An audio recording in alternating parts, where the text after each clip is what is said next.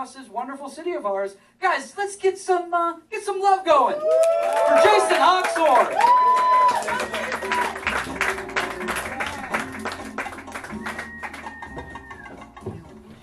All right, let's give it up for the other comics that don't know so far. Exciting. So I'm going to tell you a little bit about myself. I come from a very small town in North Jersey called Ringwood. I didn't even get to the jokes yet. She's already amazed. So the name just lets you know how small the town is. The town was predominantly white.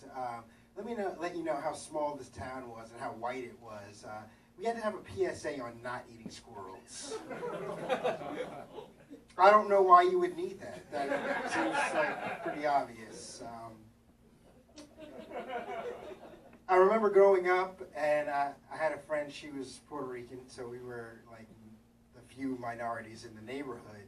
And I remember the first time we ever got into a fight. Her Puerto Rican mother sticks her head out the window and goes, "Leave it to the only two minorities living in the neighborhood to be still fighting and yelling in the street like they're living in the projects."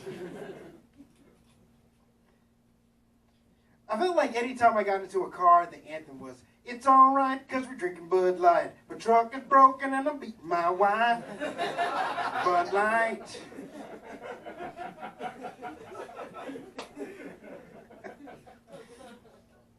They didn't know how to introduce me either. You know, they kind of treated me like an infomercial almost. It's kind of like, "Look at the wonderful, amazing nigger Jew." How uncomfortable did you guys did I say that? Kayla, are you good? The only, how many? No, I think Kayla, me, and Asia are the only black people in here. No, there's a couple. I'm sorry. They're like, "He doesn't even look black." Yeah, so they introduced me as like as an infomercial almost, and it was fun. Dating didn't go too well for me either. It was kind of like, "Hey, look there, he's black. I don't want that. If only they look closer."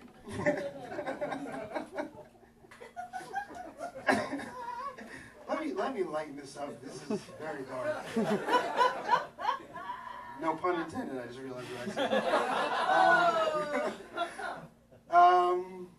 So I was thinking about threesomes recently. I was thinking, who would be good in a threesome situation? I think Obama would be. Wow. You fantasize, huh? Is this going to be a conversation on the way home? I think I might be part of a breakup tonight. It was meant for laughs.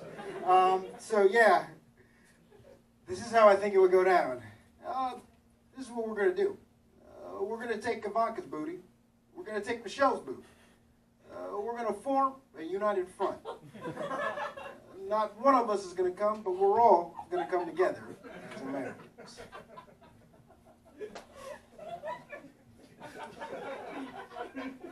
You need a minute? Should we stop the show? Should we call the paramedics? So, there's a lot of stuff going on, you know, speaking of like this sexual stuff, a lot of stuff going on. You good? The Me Too movement is getting crazy. At this point, I think it should be him too. Come on this journey with me. You're thumbing through like social media, Facebook, you know. All right, what kind of potato am I? Fuck. Patriots are going to the Super Bowl again. Neil deGrasse Tyson brought up on alleged sexual charges? God damn, him too? You didn't enjoy that one as much. Okay. I was thinking about Michael Jackson. Didn't he die at the right time, though? Can you imagine if Michael Jackson was alive?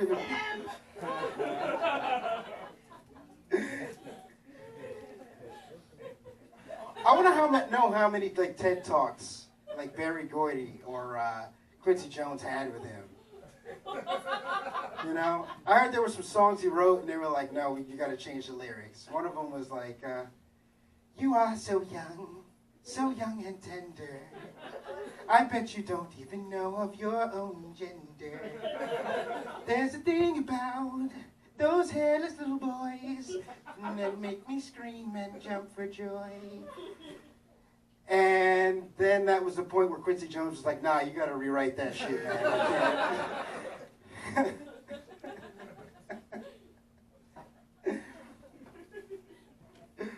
Oh, man. You guys enjoying the show? Yes, I'm glad. I wanted to check. It was a little dark in the beginning where I thought I might have lost the room. I do have a really fucked up sense of humor. I also don't sleep well at night. I like watching TV. I like some of the infomercials that are on TV. I don't know if any of you remember the Hip Hop Abs commercial. And it was by this guy, Sean T. His method was to tilt, tuck, and tighten. Now, I would see this at 2 o'clock in the morning. The last thing I want is a bald black guy asking me to tilt, tuck, and tighten. You guys don't realize that Sean T was also gay. I actually didn't know that myself. It took another comedian to tell me. He's like, oh, yeah, right. And I should have not taken credit for that. Oh, man. So I had a girlfriend up, getting back to Ringwood. I had a girlfriend up there. She was really weird. She had a weird fetish. She had a rape fetish, actually. Yeah, completely lost her. I want to high five the one person, and I'm not the one that was for it. She was the one that was for it. And then she followed it by saying, do what you do best, which is not a racial stereotype that she was throwing at me. So what I did was I turned off my cell phone after getting her impregnated, fled the scene, and refused to pay child support. The return on that joke was not worth it. But I'm still having fun. You sexy now? Yes. Oh man, I'm getting up here. You ever just have like complete, like not writer's block, but stage block? And I'm not even nervous, which is the worst part of this, is that I'm actually not remembering my own jokes. Wow. Looks good for me as the owner, huh? I'm actually just doing this to try to pay my rent. I don't think it's... So, where's everybody from? He's reaching for crowd work. He has no material. Richmond. You're Richmond. Yeah. You wanted to, like you said that with emphasis, like you were about to lynch me. Yes, Virginia.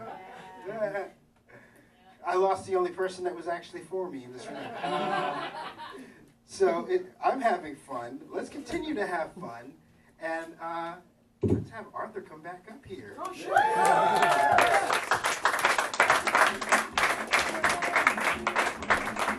Jason Hawkthorne, everybody. Let's hear it again. Yeah.